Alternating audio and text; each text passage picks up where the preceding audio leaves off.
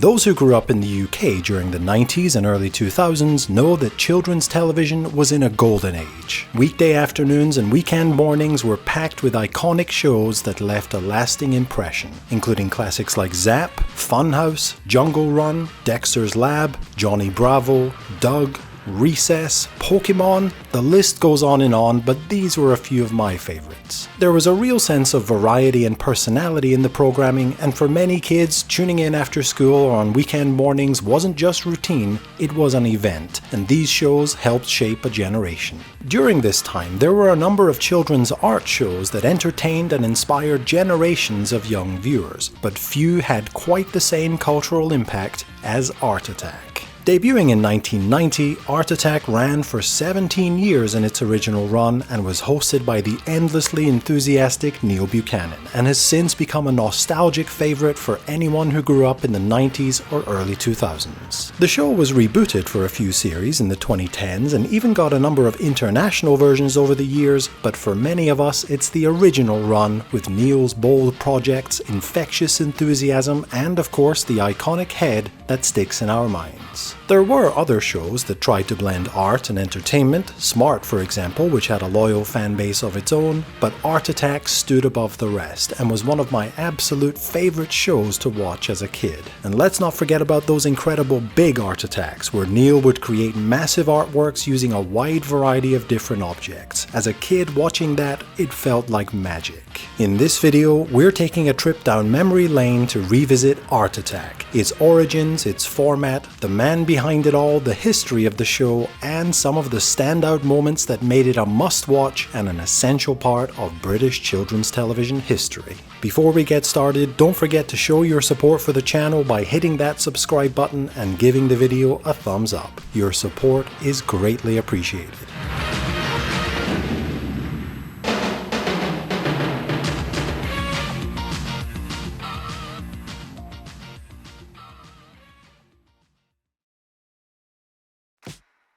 To understand what led to the debut of Art Attack in mid-1990, we have to go back a few years to the early 1980s and the children's television show Number 73. A young Neil Buchanan made his television debut on Number 73, joining the show from its second series in June of 1982, and one of the recurring segments of the show saw Neil demonstrating how to create various pieces of art using everyday objects. This would be the seed that would eventually grow into Art Attack. Prior to his television debut, Neil was a member of the heavy metal band Marseille, which won the first UK Battle of the Bands competition in 1977. But when their record label Mountain collapsed in the early 1980s, Neil left the band to pursue a career on television. The band have reformed a couple of times since and have recorded a total of 4 studio albums. When Number 73 ended in 1988, Neil moved on to host its successor, the Saturday morning children's entertainment show Motormouth, which aired in the same time slot that Number 73 did. It was around this time that Neil decided he wanted to create a show of his own, and as a lover of art, he thought an art-themed children's show would be the perfect idea. He and television producer Tim Edmonds, whom Neil had met during his time working on both Number 73 and Motormouth, got to work on the idea, and a pilot was filmed in early 1989 at a disused swimming pool in Gillingham. This pilot episode starts out with Neil creating the very first of his big Art Attacks, a giant picture of Charlie Chaplin, made using a mountain of soil inside the swimming pool and a vacuum cleaner. He then heads out onto the streets to make caricatures of various people. We see this rather peculiar scene of Princess Diana and Prince Charles, as he was known at the time, dancing and playing guitar while the Queen plays the drums, and these comedic impressions of various celebrities. The pilot was certainly low budget, but it was enough for the show to be commissioned for a full series which would debut the following year. Thankfully, we wouldn't be returning to that dark and dingy looking swimming pool, as the show would, for the majority of its run, be filmed at the Maidstone Studios in Maidstone, Kent, which has played host to many iconic kids and game shows over the years, including Zap, Finders Keepers, and Catchphrase. Art Attack would also get one of the most iconic set designs in television history, something that made the show stand out and was one of my favorite things about the show. Neil explained how this set design came about during an episode of the show Telegantic Megavision in 1996. Believe it or not, this set was designed on my lounge floor. You're joking? No, because I threw all my art materials down there, and me and my producer, we were sitting there and going, what can we do for the set? And then suddenly I had an idea, and I lay down, and I said to him, get down here and have a look at this. He said, what for? I said, just look at that. And he looked on the floor, and I said, what can you see? He said, a load of art material. I said, pretend I was that big. And he said, oh yeah, Honey, I Shrunk the Artist. You remember that film, Honey, I Shrunk the Kids? Yeah. And that's how the set came about. Art Attack also had one of the greatest ever television theme songs, as I'm sure you'll agree. My favourite part being this incredible drum fill at the end.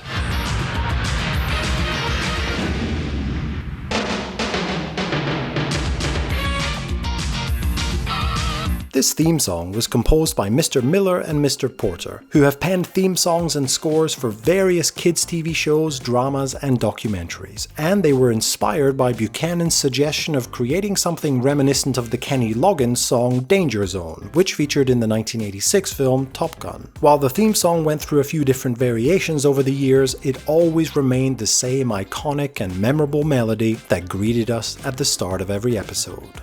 Having taken a look at the show's origins, let's now take a closer look at the show itself, how it was structured, and some of its most memorable moments.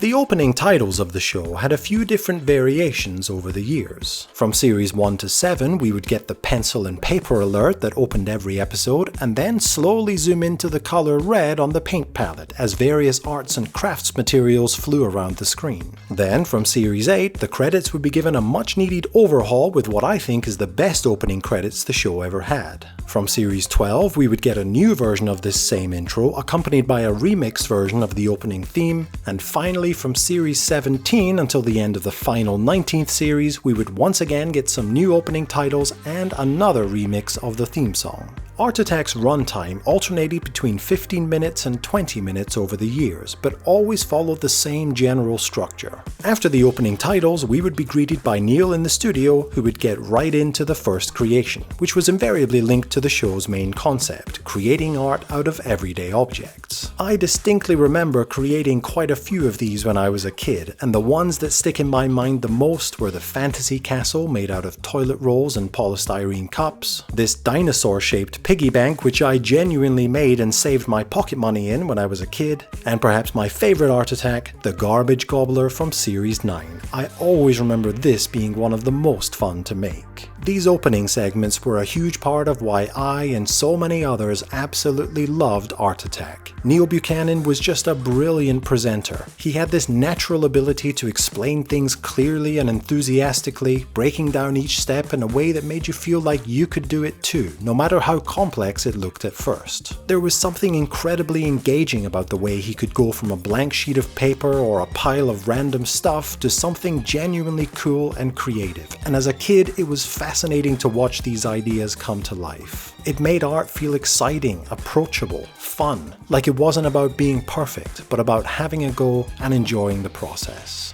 Neil had a number of catchphrases that became synonymous with the show, including constantly telling us about that PVA glue. Mix some PVA glue in equal parts with water. PVA glue, PVA glue, PVA glue, PVA glue, PVA glue, PVA glue. The white school glue in the squidgy bottles. And always encouraging us to have a go ourselves. Try it yourself, try it yourself, try it yourself, try it yourself, try it yourself, try it yourself, try it yourself, try it yourself.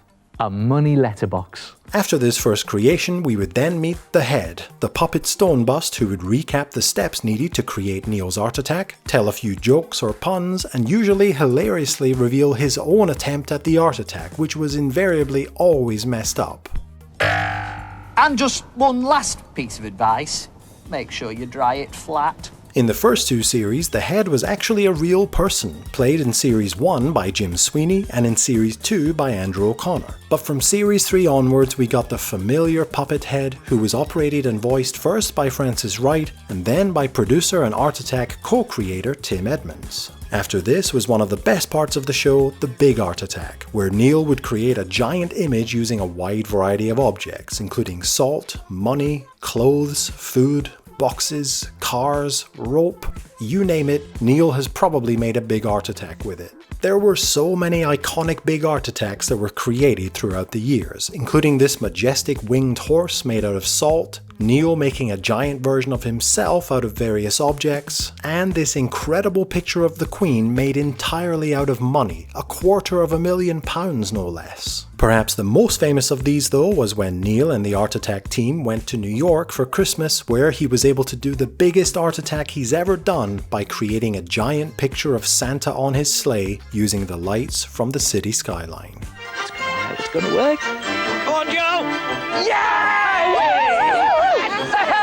Neil would normally end these big art attacks with his arms outstretched looking up towards the camera above, and I'm sure everyone who was a fan of this show as a kid tried to make their own big art attacks somewhere at home. After this, we would come back to the studio where there would be 2 more segments, which usually involved either another craft project or some kind of drawing or painting that kids could try themselves at home. In some series, there were also segments where kids would show off their own art attacks that were either inspired by what Neil had done or that inspired Neil to try something himself. And with that, the episode would come to an end. Rewatching episodes of Art Attack for this video has really been a lot of fun, and it made me realize just how special this show was. It wasn't just a show about arts and crafts, it was a show that sparked imagination, encouraged creativity, and made kids feel like they had the freedom to try something new and create anything they wanted. Neil Buchanan's passion and energy were infectious, the projects were always clever and fun, and the whole format was just so brilliantly put together.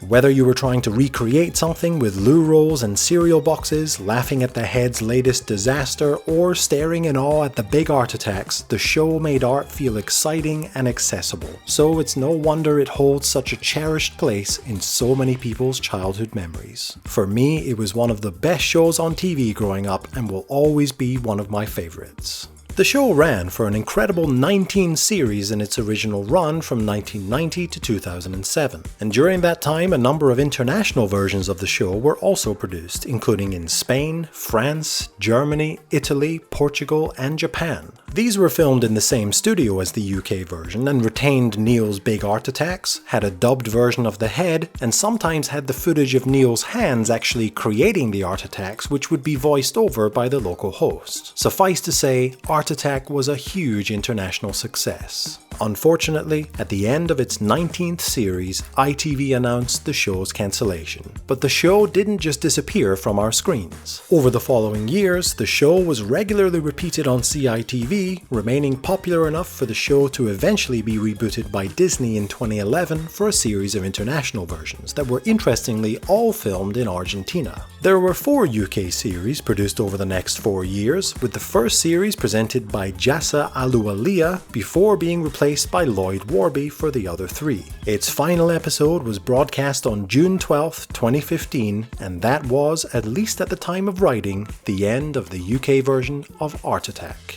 During the original run of Art Attack, Neil Buchanan also presented a number of other hugely successful kids' TV shows, including the hilarious Zap, the game show Finders Keepers, and the magazine show It's a Mystery. But when Art Attack came to an end in 2007, Neil took a step back from television presenting, choosing instead to focus on his own art and photography, as well as reforming the band Marseille and recording their 4th and final studio album, Unfinished Business. Neil's art is absolutely incredible, so if he's exhibiting near you sometime in the future, please go along and check it out. Lastly, in September 2020, a theory surfaced online that Neil Buchanan was in fact the elusive graffiti artist Banksy, something that Neil denied, and I'm sure Neil isn't Banksy, but wouldn't it have been great if he was?